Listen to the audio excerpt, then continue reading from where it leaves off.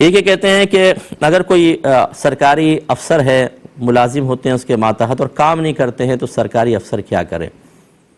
صبر کریں، میرا مشورہ یہ ہے، کیونکہ آپ بھی اچھی طرح جانتے ہیں ہمارے سرکاری اداروں میں جتنے بھی امپلائی ہوتے ہیں وہ پولیٹیکل بیس کے اوپر آتے ہیں، کوئی کسی پارٹی کا ہوتا ہے، کوئی کسی پارٹی کا ہوتا ہے، آپ کچھ کر ہی نہیں سکتے، آپ مجبور ہیں، آپ کریں گے تو آپ کو ہٹا کے کسی اور کو لگا دیں گے، اس لیے آپ پیار محبت کا ماحول بنا کر ان کو شفقت سے پیار سے سمجھاتے رہیں، اور ہو سکے تو جیسے ہمارے کلپس وغیرہ ہوتے ہیں وہ ان کو فارورڈ کرتے رہیں جس میں رزق حلال کی طرف توجہ دلائی گئی ہو۔ ایسا کوئی سرکاری ملازم سن رہا ہے تو ہم بارہا آپ کو سمجھاتے رہتے ہیں، آپ دو کاموں کی وجہ سے یا دو وجوہات کی بنا پر سیلری کے مستحق ہوں گے۔ ایک اپنی ٹائمنگ وہاں پوری کریں، اگر صبح 9 سے شام 5 بجے تک ٹائمنگ ہے تو آپ کو آفس میں رہنا ہی ہوگا، چاہے کام ہو یا نہ ہو، پورا رہنا ہوگا۔ سیکنڈ، جو کام دیا جائے وہ کام وقت پہ پورا اچھے انداز سے کم از کم اوسط درجے کا کرنا ہوگا۔ ایک بہت اعلیٰ درجے کا کام ہوتا ہے، ایک بہت ہی بیکار قسم کا، ایک درمیانے درجے کا۔ اگر کوئی طے نہیں ہوا تو کم از کم درمیانے درجے کا کام تو کرنا ہی پڑے گا۔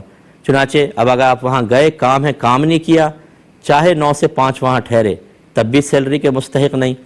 اور اگر آپ نے 1 گھنٹہ بعد پہنچے، 1 گھنٹہ پہلے نکل گئے، 2 گھنٹے کی سیلری کے مستحق نہیں۔ دو چیزیں لازم کرنی ہوگی۔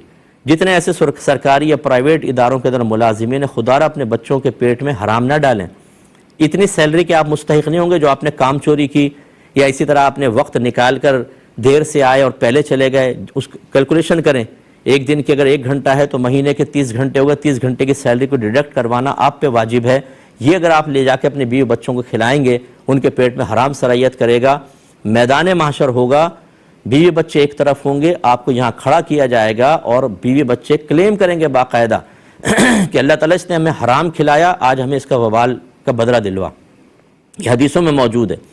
تو جتنے سرکاری ملازمین ہیں ناراض نہ ہوں، بلکہ اپنے سیلری کو حلال کیجئے، اور اس طرح کے اچھے آفیسرز جو ہیں ان کو بھی یہ کہ کوشش کریں کہ ان کو سپورٹ کریں اور ایک اچھا ماحول بنا کے چلیں۔ اللہ تعالیٰ عمل کی توفیق عطا فرمائے۔